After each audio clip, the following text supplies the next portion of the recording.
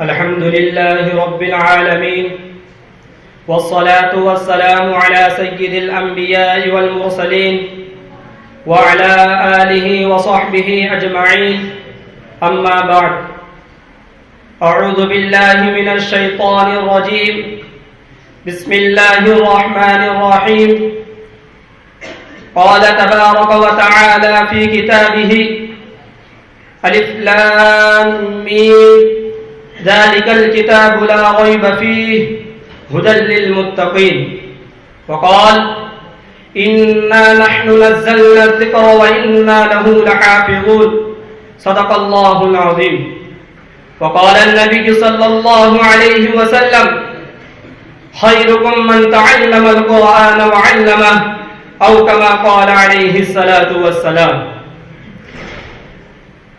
حضرات رئيس الاحتفال المعطر وزملائي في الدروس، إني أريد أن ألقي بين أيديكم خطبة عربية سهلة حول موضوع القرآن الكريم.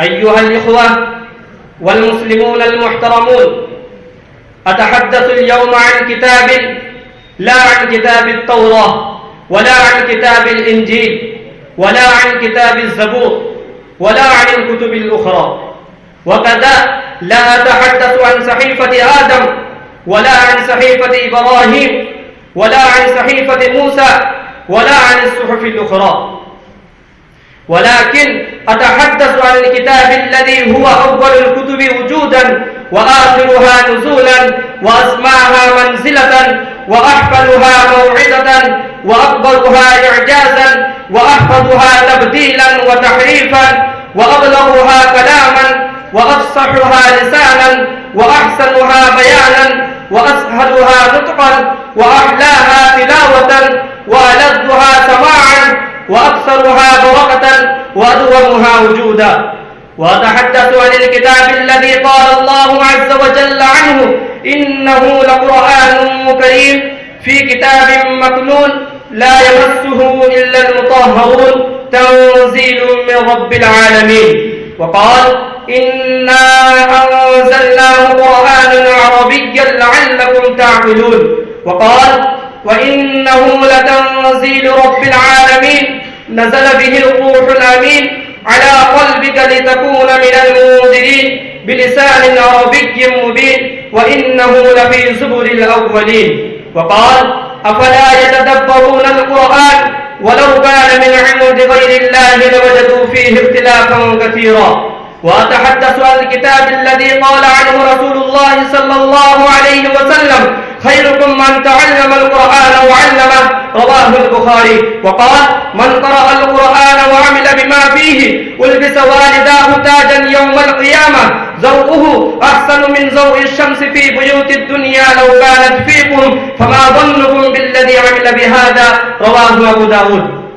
أيها الإخوة والأصدقاء، هذا هو القرآن الذي نزل على النبي صلى الله عليه وسلم في مدة 23 عاما، والذي أدهش الفصحاء والبلغاء وتحداهم كي يأتوا بمثل هذا القرآن أو ب10 سور مثله أو بسورة من مثله. فقال قل لئن اجتمعت الإنس والجن على أن يأتوا بمثل هذا القرآن لا يأتون بمثله ولو كان بعضهم لبعض ظهيرا. وقال قل فأتوا ب10 سور مثله. وقال قل فأتوا بسورة من مثله، ولكنهم عجزوا عنه رغم بذلهم الجهود الجبارة وقيامهم بالنشاطات الأدبية والفكرية وادعائهم الفصاحة والبلاغة وشدة نخوتهم وكبريائهم وحميتهم وغيرتهم، ثم أخذوا يقولون عنه إنه أساطير الأولين وكذب وافتراء على الله وكهانة وسحر.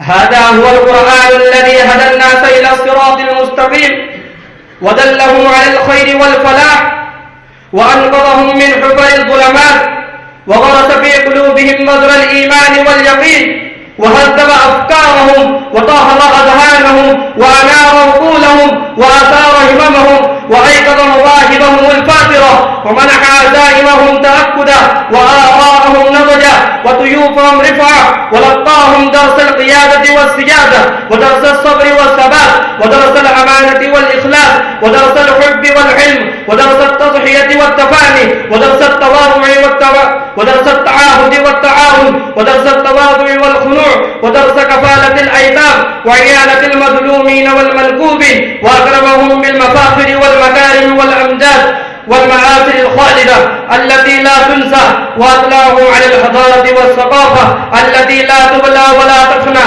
وأرشدهم إلى كل معنى من معاني الخير. لقد أحسن من قال جميع العلم